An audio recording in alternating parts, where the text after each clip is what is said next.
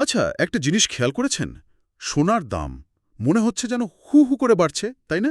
হ্যাঁ, একদম। বিশেষ করে যদি গত ২-৩ বছর দেখি, ধরুন ২০২২ সাল থেকে, তখন ছিল প্রায় ৫৬,০০০ টাকা, আর এখন তো সেটা ১,১২,০০০-এর আশেপাশে, বা হয়তো আরও বেশি, মানে প্রায় দ্বিগুণ। ঠিক। এই যে এত বড় লাফ, এর পেছনে আসল কারণটা কি? দেখুন, বিষয়টা এখন অনেকের মনেই ঘুরছে। আর এর উত্তরটা মানে একটা মাত্র কারণে কিন্তু হচ্ছে না। ও আচ্ছা। আসলে এটা হচ্ছে গিয়ে বিশ্ব অর্থনীতি আর ভূ-রাজনীতির নানা জটিল খেলার একটা মিলিত ফল। হুম। আজকের এই আলোচনায় আমরা চেষ্টা করব এই দাম বাড়ার মূল কারণগুলো ধরতে।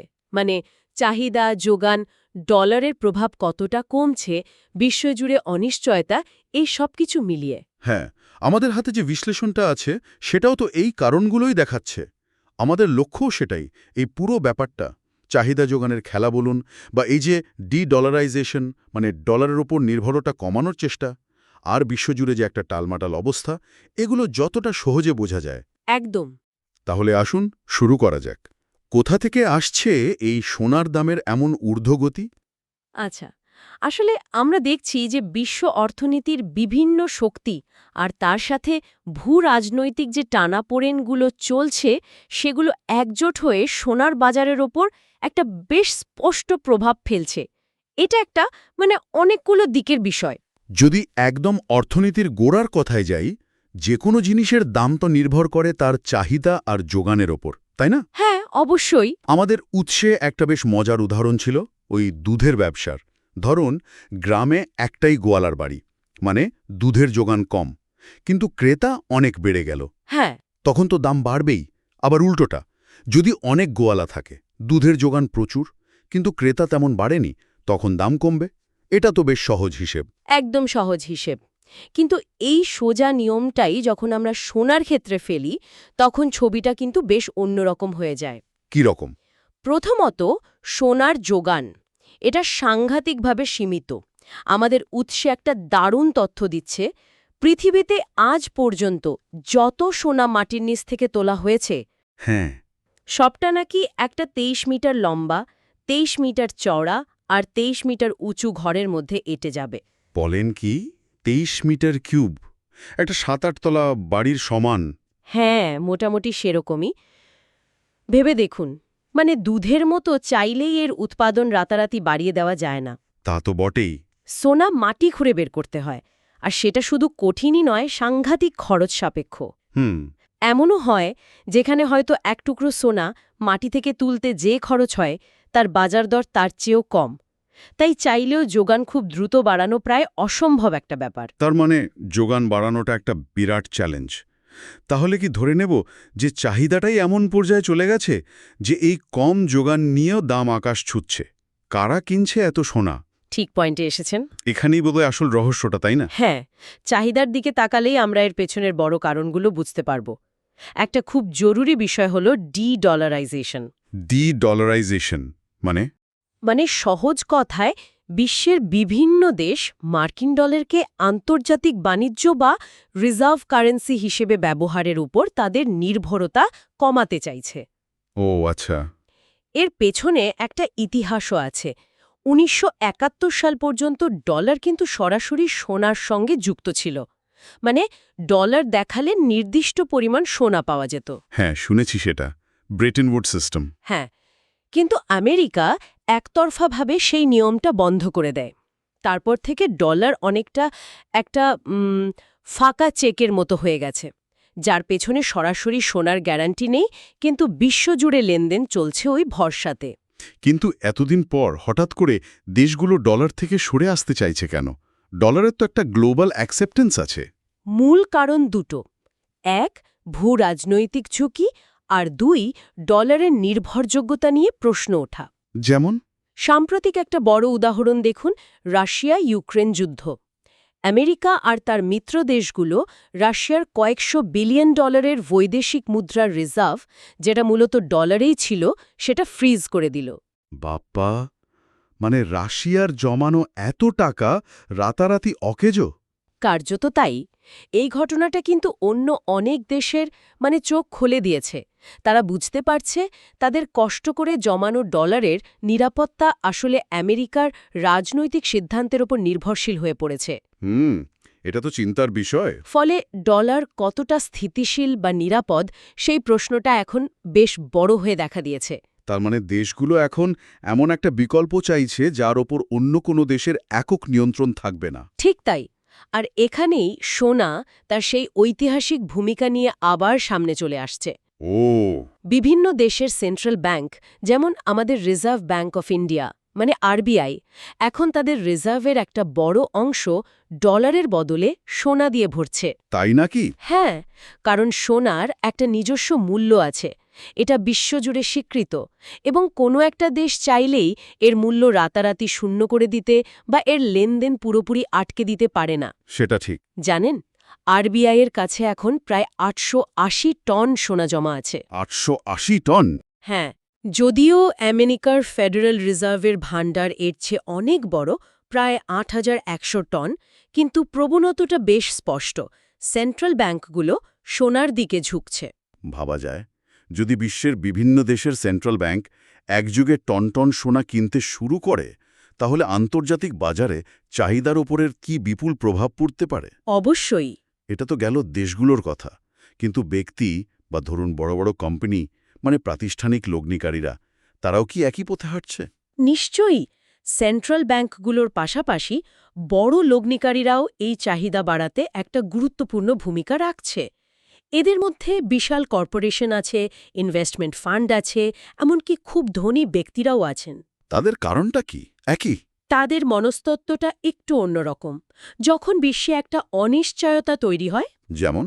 সেটা হতে পারে ভূরাজনৈতিক উত্তেজনা, ধরুন বাণিজ্য যুদ্ধ, বা এক দেশ অন্য দেশের পণ্যের ওপর হঠাৎ করে অনেকটা ট্যাক্স বসিয়ে দিল, তখন লগ্নিকারীরা একটা নিরাপদ আশ্রয় খোঁজে, মানে ঝুঁকি এড়াতে চায়। এই নিরাপদ আশ্রয় বা সেফ হেভেন বলতে ঠিক কি বোঝায়? টাকাটা তখন কোথায় যায়? শেয়ার বাজার থেকে তুলে? ঐতিহ্যগতভাবেই সোনা হল সেই সবচেয়ে পরিচিত সেফ হেভেন। সাধারণত দেখা যায় যখন শেয়ার বাজার খারাপ থাকে, মানে শেয়ারের দাম পড়ছে, তখন সোনার দাম বাড়ে। ও আচ্ছা, ইনভার্স রিলেশনশিপ। হ্যাঁ, অনেকটা তাই। আবার যখন শেয়ার বাজার খুব তেজি থাকে, তখন সোনার দাম হয়তো স্থিতিশীল থাকে বা কিছুটা কমে। কারণটা সহজ, বাজার খারাপ দেখলে লগ্নিকারীরা শেয়ার বা অন্যান্য ঝুঁকিপূর্ণ অ্যাসেট থেকে টাকা তুলে সোনায় বিনিয়োগ করে, কারণ মনে করা হয় সোনার দাম অত সহজে পড়বে না। তাহলে এখনকার পরিস্থিতিতে এই মুহূর্তে বিশ্বজুড়ে যে অর্থনৈতিক আর রাজনৈতিক একটা অস্থিরতা চলছে, তাতে অনেক বড় লগ্নিকারী সোনাকে নিরাপদ ভাবছেন। এর সাথে আবার যোগ হয়েছে চীনের মতো বড় অর্থনীতির নিজস্ব সমস্যা। চীনে কি হয়েছে? সেখানকার রিয়েল এস্টেট বা হাউজিং মার্কেটে একটা বড় সংকট চলছে। শেয়ার বাজার থেকেও খুব ভালো রিটার্ন আসছে না। ফলে চীনের সাধারণ মানুষও তাদের জমানো টাকা বাঁচাতে সোনার দিকে ঝুঁকছে, আর এটা বিশ্বব্যাপী সোনার চাহিদাকে আরও উস্কে দিচ্ছে। বাবা, অনেকগুলো দিক একসাথে কাজ করছে তাহলে। এখানে আরেকটা দিক আছে যেটা সরাসরি ডলারের সঙ্গে যুক্ত, সেটা হলো আমেরিকার ডলার ছাপানোর নীতি। ও হ্যাঁ, কোয়ান্টিটেটিভ ইজিং যাকে বলে। হ্যাঁ, আমেরিকা বিভিন্ন সময়ে, বিশেষ করে অর্থনৈতিক সংকটের সময়, যেমন ২০০৮ সালের মন্দা বা ধরুন ২০২০-২১ সালের কোভিড পরিস্থিতিতে বাজারে প্রচুর পরিমাণে নতুন ডলার ছেড়েছে অর্থনীতিকে চাঙ্গা করার জন্য। তাতে কি হয়? আচ্ছা, ধরুন আবার সেই দুধের উদাহরণে ফিরি, কিন্তু একটু অন্যভাবে। ধরুন পাশাপাশি দুটো গ্রাম। একটা গ্রামে ধরা যাক আমেরিকা সরকার প্রচুর টাকা ছেপে বিলি করল, সবার আয় প্রায় দ্বিগুণ হয়ে গেল। গ্রামের ভেতরে জিনিসের দামও হয়তো বেড়ে দ্বিগুণ হয়ে গেল, তাই গ্রামের লোকেরা খুব একটা সমস্যা হলো না। কিন্তু পাশের গ্রামের লোকেরা, ধরা যাক অন্য দেশ যারা ডলারের রিজার্ভ রাখে, হ্যাঁ, তারা যখন ওই প্রথম গ্রামে দুধ কিনতে এলো, দেখল দাম বেড়ে দ্বিগুণ, কিন্তু তাদের আয় তো বাড়েনি। ফলে তারা আগের টাকায় এখন অর্ধেক দুধ পাচ্ছে। তার মানে আমেরিকা যখন নিজেদের প্রয়োজনে বেশি ডলার ছাপে, তখন আন্তর্জাতিক বাজারে ডলারের যোগান বেড়ে যাওয়ায় অন্য দেশগুলোর কাছে জমানো ডলারের আসল পারচেজিং পাওয়ার বা ক্রয় ক্ষমতা কমে যায়। ঠিক ধরেছেন। এটা তো বেশ চিন্তার বিষয়। হ্যাঁ, আমেরিকা নিজেদের অর্থনীতিকে সামাল দিতে যে পদক্ষেপ নিচ্ছে, তার একটা পরোক্ষ প্রভাব পড়ছে অন্য দেশগুলোর ওপর, যারা ডলারকে রিজার্ভ হিসেবে ধরে রেখেছে। তাদের জমানো সম্পদের মূল্য কমে যাচ্ছে। যদি আমরা এটাকে বৃহত্তর চিত্রের সাথে দেখি তাহলে এটা আরও স্পষ্ট হয়ে যায় যে কেন দেশগুলো ডলারের একাধিপত্য নিয়ে এতটা সন্দিহান হয়ে পড়ছে এবং সোনার মতো বিকল্পের দিকে ঝুঁকছে। কারণ সোনার যোগান তো কোনো একটা দেশ ইচ্ছে মতো বাড়িয়ে বা কমিয়ে দিতে পারে না। তাহলে বোঝা যাচ্ছে বিশ্ব অর্থনীতি আর রাজনীতির নানা রকম জটিল প্যাঁচ সোনার দামকে কোথায় নিয়ে যাচ্ছে। এই পরিস্থিতিতে দাঁড়িয়ে আমাদের দেশের সাধারণ মানুষের উপর এর কি প্রভাব পড়ছে? সোনার সঙ্গে ভারতীয়দের তো একটা অন্য রকম সম্পর্ক, তাই না? খুবই গুরুত্বপূর্ণ প্রশ্ন এটা। সোনার সঙ্গে ভারতীয়দের সম্পর্কটা সত্যি খুব অনন্য। আমাদের উৎস জানাচ্ছে ভারতীয় পরিবারগুলোর কাছে সব মিলিয়ে প্রায় ২১,০০০ টনেরও বেশি সোনা গচ্ছিত আছে। ২১,০০০ টন? বলেন কি, ঘরে ঘরে? হ্যাঁ, ব্যাপারটা ভাবলে অবাক হতে হয়। ভারতের সাধারণ মানুষের ঘরে যে সোনা আছে তার পরিমাণ নাকি আমাদের রিজার্ভ ব্যাংকের ৮৮০ টন বা এমনকি আমেরিকার ফেডারেল রিজার্ভের ৮১০০ টনেরও থেকে অনেক অনেক বেশি। অভাবনীয়। এটাকে তো ভারতের একটা লুকোনো অর্থনৈতিক শক্তি বলা যেতে পারে। তা বলাই যায়, যা সাধারণ মানুষের হাতে ধরা। কিন্তু এই যে দাম বাড়ছে হুহু করে, এর ফলে সাধারণ ভারতীয় পরিবারগুলোর জীবনে ভালো-মন্দ দুই ধরনের প্রভাবই নিশ্চয়ই পড়ছে। নিশ্চয়ই পড়ছে। ইতিবাচক দিকটা যদি দেখি, যাদের কাছে আগে থেকে সোনা কেনা ছিল, কাগজে কলমে তাদের সম্পদ তো অনেকটা বেড়ে গেছে। তা তো বটে। ধরুন ২০২২ সালে কারো কাছে ২০০ গ্রাম সোনা ছিল, যার দাম ছিল হয়তো ১০ লাখ টাকা। আজ সেটা দাম বেড়ে প্রায় ২৪ লাখ বা তারও বেশি। প্রায় দ্বিগুণ বা তার বেশি। হ্যাঁ, এই বাড়তি সম্পদ কিন্তু অনেক নতুন সম্ভাবনার দরজা খুলে দিতে পারে।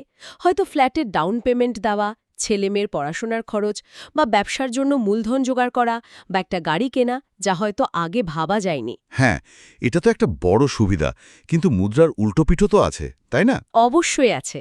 নেতিবাচক দিকটাও বেশ গুরুত্বপূর্ণ, বিশেষ করে আমাদের সামাজিক প্রেক্ষাপটে। মানে?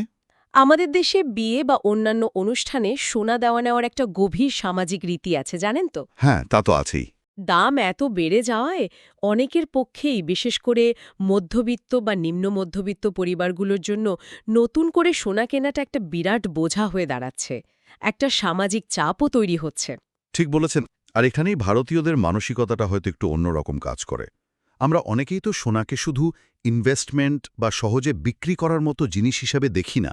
একদম না। এর সঙ্গে আবেগ, ঐতিহ্য, বংশপরম্পরার স্মৃতি আর বিপদের দিনের শেষ সম্বল, এই সব ধারণাগুলো জড়িয়ে থাকে। ঠিক। তাই খুব প্রয়োজন না পড়লে মানুষ সোনা বিক্রি করতে চায় না, বরং বন্ধক রেখে ঋণ নেয়, পরে আবার ছাড়িয়ে নেওয়ার চেষ্টা করে। এটা শুধু অর্থনীতির হিসেব নয়, তার চেয়েও অনেক বেশি কিছু। হ্যাঁ, এই মানসিকতার কারণেই হয়তো ভারতীয় পরিবারগুলোতে এত বিপুল পরিমাণ সোনা জমা হয়েছে। এটা একই সঙ্গে আর্থিক নিরাপত্তা আর মানসিক আশ্রয় প্রতীক। হয়তো খুব অর্থকষ্টেও মানুষ ঠাকুমার বা মায়ের দেওয়া পুরনো গয়নাটা হাতছাড়া করতে চায় না। তবে এটাও ঠিক, যখন সত্যি দেওয়ালে পিঠ ঠেকে যায় তখন এই সোনাই কিন্তু শেষ ভরসা হয়ে দাঁড়ায়। তবে মানুষ কিন্তু পরিস্থিতির সঙ্গে মানিয়ে নেওয়ার পথও খুঁজে নিচ্ছে, তাই না? যেমন এখন দেখছি কম ক্যারেটের সোনার গয়নার চল বাড়ছে। ৯, ১১, ১৪ বা ১৮ ক্যারেটের সোনা। হ্যাঁ, এটা হচ্ছে। এতে দেখতেও সুন্দর লাগছে, সোনা পরার শখও মিটছে, আবার দামটাও ২২ ক্যারেটের চেয়ে কিছুটা কম পড়ছে। নতুন প্রজন্ম মানে জেন জি, এর মধ্যে এই প্রবণতা বেশ দেখা যাচ্ছে। ঠিক। আবার অনেকে ফিজিক্যাল সোনার বদলে ডিজিটাল গোল্ড বা সভরেন গোল্ড বন্ডে বিনিয়োগ করছে, যেখানে সোনা হাতে আসছে না, কিন্তু মালিকানা থাকছে আর দাম বাড়লে সেই সুবিধা পাওয়া যাচ্ছে। হ্যাঁ, এটাও একটা বড় পরিবর্তন। আর আরেকটা দিলচাস্প ব্যাপার ঘটছে ভারতে। কি সেটা? ভবিষ্যতে দাম আরও বাড়বে এই আশঙ্কায় বা আতঙ্কে অনেকে আগেভাগেই সোনা কিনে রাখছে। ধরুন, মেয়ের বিয়ের জন্য এখন থেকে অল্প অল্প করে কিনে জমাচ্ছে। এটাও কিন্তু বর্তমান চাহিদাকে বাড়িয়ে তুলছে। ও আচ্ছা, মানে ফিউচার এক্সপেকটেশন থেকেও চাহিদা বাড়ছে। হ্যাঁ, আর অন্যদিকে যাদের কাছে পুরনো সোনা আছে তারাও কিন্তু চট করে বিক্রি করছে না। এক তো ওই ভারতীয় সেন্টিমেন্ট আবেগ, দ্বিতীয়ত দাম আরও বাড়ার অপেক্ষা। তার মানে রিসাইকেলড গোল্ড বা পুরনো সোনার যোগানও কমে যাচ্ছে বাজারে। ঠিক তাই। সুতরাং একদিকে নতুন চাহিদা বাড়ছে নানা কারণে, অন্যদিকে পুরনো সোনার যোগানও কম। এই দুয়ের টানাপোড়েনই দাম ওপরের দিকে থাকছে। পুরো ব্যাপারটা তাহলে বেশ জটিল একটা সমীকরণ। তাহলে পুরো আলোচনাটাকে যদি একটা বিন্দুতে আনার চেষ্টা করি, সোনার এই যে অভূতপূর্ব দাম বৃদ্ধি, এর নেপথ্যে রয়েছে বেশ কয়েকটি কারণের এক জটিল মিশ্রণ। প্রথমত, এর প্রাকৃতিক সীমিত যোগান, যা চাইলেও বাড়ানো যায় না। দ্বিতীয়ত, বিশ্বের সেন্ট্রাল ব্যাংকগুলোর ক্রমবর্ধমান চাহিদা, যার পেছনে আছে ডলারের ওপর নির্ভরতা কমানোর চেষ্টা, মানে ডি-ডলারাইজেশন, এবং ভূ-রাজনৈতিক ঝুঁকি থেকে নিজেদের বাঁচানোর তাগিদ। আচ্ছা। তৃতীয়ত, বিশ্ব অর্থনীতির অনিশ্চয়তার কারণে সোনার নিরাপদ আশ্রয় হিসেবে গুরুত্ব পাওয়া। চতুর্থত, চীনের মতো বড় অর্থনীতির নিজস্ব সমস্যা, আর তার ফলে সেখানকার নাগরিকদের সোনার দিকে ঝোঁকা। আর ভারত? আর পঞ্চমত, ভারতের প্রেক্ষাপটে সোনা কেনার সেই ঐতিহ্যবাহী প্রবণতা, ভবিষ্যতের দাম বৃদ্ধি নিয়ে আশঙ্কা থেকে আগেভাগে কেনা এবং পুরনো সোনা ধরে রাখার মানসিকতা, এই সবকিছু মিলেই সোনার দাম আজ এখানে। একটা পরিসংখ্যানও বলছিলেন না? হ্যাঁ, একটা পরিসংখ্যান দেওয়া যেতে পারে। ২০০০ সাল থেকে ২০২৫, এই ২৫ বছরে সোনা প্রায় ৯.৫ গুণ রিটার্ন দিয়েছে। ৯.৫ গুণ? অবিশ্বাস্য। সত্যি, বিষয়টা তাহলে কোনো একটা ফ্যাক্টরের ফল নয়, বরং বিশ্ব অর্থনীতি, ভূরাজনীতি, প্রযুক্তি আর মানুষের মনস্তত্ত্ব সবকিছুর একটা মিলিত প্রভাব। অনেকগুলো ছোট বড় স্রোত একসাথে মিশে একটা বড় ঢেউ তৈরি করেছে সোনার বাজারে। একদম। আর এই পরিস্থিতি কিন্তু আমাদের একটা বেশ গভীর প্রশ্নের সামনে দাঁড় করিয়ে দেয়। কি প্রশ্ন? যদি আমরা ভবিষ্যতের দিকে তাকাই, সোনার এই চিরকালীন গুরুত্ব, আবার একই সাথে ডলার ব্যবস্থার সামনে যে চ্যালেঞ্জগুলো তৈরি হচ্ছে, এগুলো মাথায় রেখে তাহলে কয়েক দশক পরে বিশ্বের প্রধান রিজার্ভ সম্পদ বা ভরসার অ্যাসেট কি হতে পারে? ইন্টারেস্টিং। সেটা কি অন্য কোনো শক্তিশালী মুদ্রা, যেমন ধরুন চীনের ইউয়ান বা এমনকি ভারতের রুপি, নাকি বিভিন্ন মুদ্রার একটা মিশ্র ঝুড়ি? অথবা এই চিরাচরিত ধারণার বাইরে গিয়ে সম্পূর্ণ নতুন কোনো ডিজিটাল সম্পদ, যা হয়তো আজ আমরা কল্পনাও করতে পারছি না? এটা কিন্তু একটা বিরাট প্রশ্ন। হ্যাঁ, এটা একটা বড় প্রশ্ন, যার উত্তর বোধহয় সময়ই দেবে। অবশ্যই। এই প্রশ্নটা নিয়ে ভাবার অনেক অবকাশ রইল। আজকের আলোচনা থেকে এটা তো স্পষ্ট যে সোনা নিছক একটা হলুদ ধাতু নয়, এটা বিশ্ব অর্থনীতি, ক্ষমতা এবং মানুষের আস্থার একটা অত্যন্ত গুরুত্বপূর্ণ প্রতীক। আজকের মতো এখানেই শেষ করছি। আমাদের সঙ্গে থাকার জন্য